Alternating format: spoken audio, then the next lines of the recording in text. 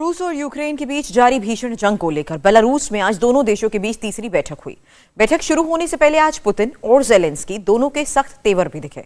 Putin ने surrender न करने पर यूक्रेन का नामो निशान मिटाने का चैलेंज दिया और ज़ेलेंस्की कभी ना भूलने और कभी ना माफ करने की बात करते नजर आए। पीएम मोदी ने भी आज पुतिन और ज़ेलेंस्की से बात की है। प्रधानमंत्री ने पुतिन से अपील की है कि वो ज़ेलेंस्की से एक बार बात करें।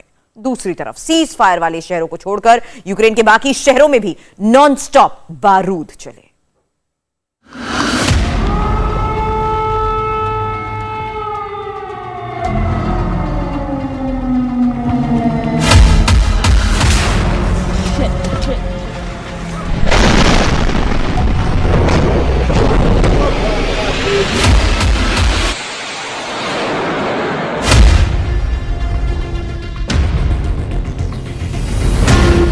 रूस और यूक्रेन के बीच जंग भीषण और विध्वंसक हो चुकी है।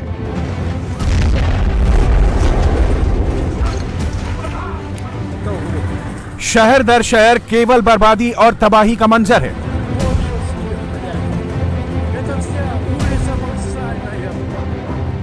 आशियाने जल चुके हैं, स्कूल और अस्पताल तबाह हो चुके हैं, सड़कों पर लाशें बिछी हैं।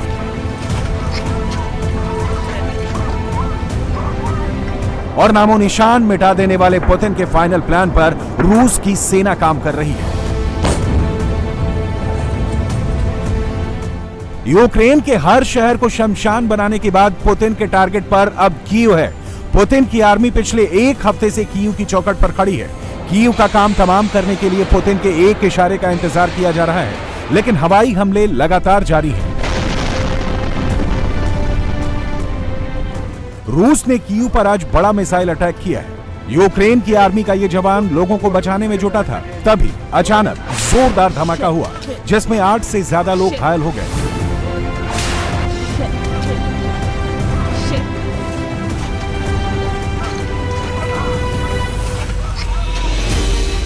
यूक्रेन की कैपिटल कीव की ड्रोन से ली गई इस दूसरी तस्वीर को देखिए।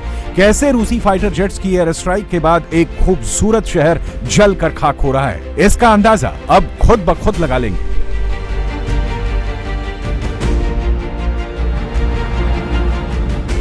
कीव पर अब तक रूस की आर्मी हवाई हमले कर रही थी, लेकिन अब जमीन पर मूवमेंट भी नजर आने लगा है।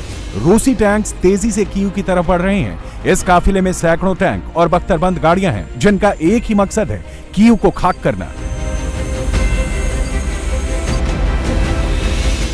रूसी टैंक लगातार कीव को कैप्चर करने के लिए आगे बढ़ रहे हैं, लेकिन रूस का एक बड़ा 60 किलोमीटर लंबा काफिला कीव के बाहर खड़ा है, जिसे लेकर आज पेंटागन ने बड़ा दावा किया है।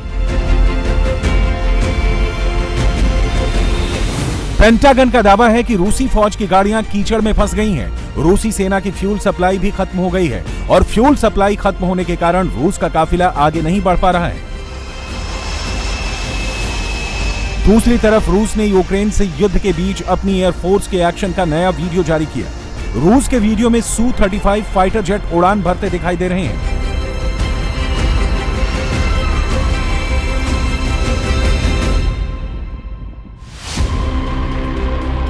रूस लगातार यूक्रेन के शहरों पर कब्जा करते हुए आगे बढ़ रहा है। डोनबास पर रूसी कब्जे की एक नई तस्वीर सामने आई है, जहां रूसी सेना ने यूक्रेनी पोस्ट को पूरी तरह से तबाह कर दिया है। अब तक कहां-कहां रूस कब्जा कर चुका है, वो भी आपको दिखाएंगे, लेकिन पहले देखिए आज किन शहरों पर रूस ने बम बरसाए। Kyiv, Obra, जाइटोमिर, चेरनीहिव, Sumi, Kharkiv, Mariupol और ओडेसा पर आज जमकर बमबारी हुई। रूस की सेना अब तक चेर्नोबिल, खेरसॉन और क्रीमिया पर कब्जा कर चुकी है। लुहानस्क और डेनोत्सक में पहले से रूस समर्थित अलगाववादियों का कब्जा है। चेरनीहिव और खार्किव में 50% से ज्यादा रूसी सेना का कब्जा हो चुका है। कोनोटॉप, सुमी, मारियुपोल और मेलिटोपोल में रूसी सेना शहर के अंदर घुसकर तबाही मचा रही है और अब अगला टारगेट यूक्रेन की कैपिटल कीव है। लुहानस्क और डोनेत्स्क पर भले ही अलगाववादियों का कब्जा है, लेकिन यहां के भी कई हिस्सों पर रूस टारगेट कर अटैक कर रहा है। लुहानस्क के ऑयल डिपो पर आज रूस ने बड़ा धमाका किया। धमाके के बाद ऑयल डिपो में भीषण आग लग गई और पूरा डिपो जलकर बर्बाद हो गया।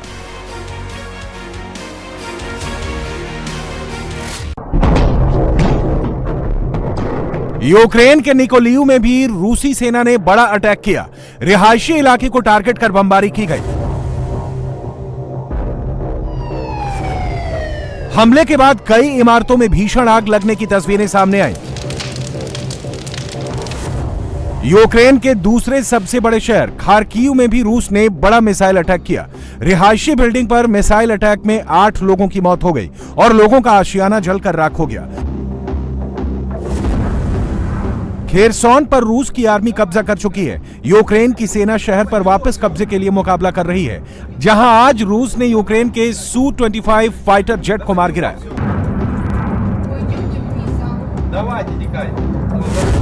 भीषण जंग के बीच रूस ने आज 4 शहरों में सीज फायर का ऐलान किया। कीव, खार्किव, मारियुपोल और सुमी से लोगों को सुरक्षित निकालने के लिए रूस ने यह बड़ा कदम उठाया, जिसके बाद पीएम नरेंद्र मोदी ने भी आज यूक्रेन के राष्ट्रपति जेलेंस्की से 35 मिनट और रूस के राष्ट्रपति व्लादिमीर पुतिन से 50 मिनट बात की। पीएम मोदी ने जेलेंस्की से यूक्रेन के मौजूदा हालात पर चर्चा की। भीषण जंग के बीच रूस और यूक्रेन में जारी बातचीत की सराहना की। भारतीयों की मदद के लिए जेलेंस्की का धन्यवाद दिया। पीएम मोदी ने आज दूसरा कॉल पुतिन को किया। मोदी ने पुतिन से अपील की कि वो यूक्रेन के राष्ट्रपति वोलोदिमीर जेलेंस्की से सीधे बात करें। साथ ही मोदी ने रूस के 4 शहरों में सीज फायर कर लोगों को निकालने के फैसले की भी तारीफ की।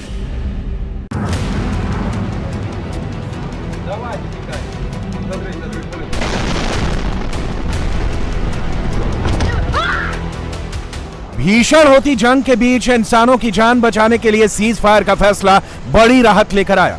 दूसरी तरफ यूक्रेन की सेना ने आज रूस के वॉरशिप को तबाह करने का बड़ा दावा किया। यूक्रेन ने ओडेसा में रूस के वॉरशिप तक मल्टी बैरल रॉकेट लॉन्चर से हमला बोला और उसे तबाह कर दिया।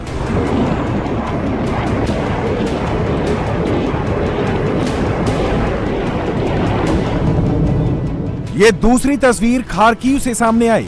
यहां यूक्रेन ने रूसी जेट को मार गिराने का दावा किया। हवा में उड़ते जेट को यूक्रेन ने रॉकेट से टारगेट कर मार गिराया।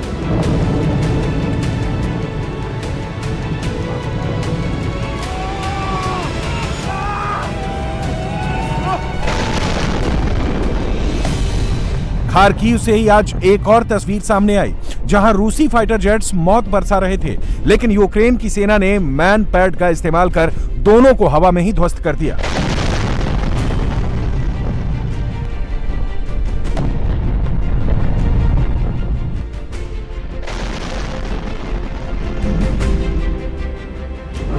यूक्रेन रूस के हमले का भरपूर जवाब दे रहा है। मल्टी रॉकेट लॉन्चिंग सिस्टम के जरिए रूस के जेट्स पर ताबड़तोड़ हमले किए जा रहे हैं।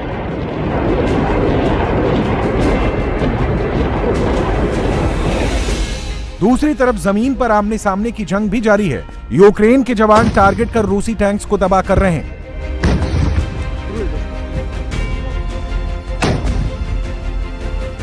रूस को जवाब देने के लिए यूक्रेन में बोतल बम लॉन्चर से हमले की प्रैक्टिस की जा रही है। आज इसका भी वीडियो सामने आया।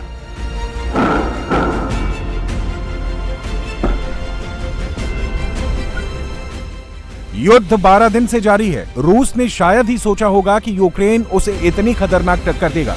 यूक्रेन ने आज दावा किया कि उसने अब तक रूस के 11,000 सैनिक मार गिराए हैं, 290 टैंक ध्वस्त कर दिए हैं, 46 एयरक्राफ्ट और 68 हेलीकॉप्टर मार गिराए हैं और 999 आर्मर्ड कॉम्बैट व्हीकल बर्बाद कर दिए। रूस की सेना को रोकने के लिए यूक्रेन अपने ही संसाधनों को नुकसान पहुंचा रहा है। कीव को जोड़ने वाले सभी पुल पहले ही तोड़े जा चुके हैं। आज खार्किव को जोड़ने वाली सड़क को भी यूक्रेन ने उड़ा दिया। भीषण जंग जारी है। तबाही और बर्बादी के निशान यूक्रेन के खूबसूरत शहरों की पहचान बनते जा रहे हैं। लाखों लोग बेघर हो चुके हैं। आशियाना आग में जल चुका है। एक बच्चा सड़क पर बिलख बिलख कर रोता हुआ अपनों की तलाश में चला जा रहा है। हाथ में चॉकलेट है, लेकिन इस बच्चे को चॉकलेट नहीं बल्कि अपनों की जरूरत है, जो शायद इस जंग में इससे जुदा हो गए। इंडिया टीवी हर वक्त हर जगह डाउनलोड करने के लिए सर्च करें India TV news Google play store या ऐप स्टोर पर।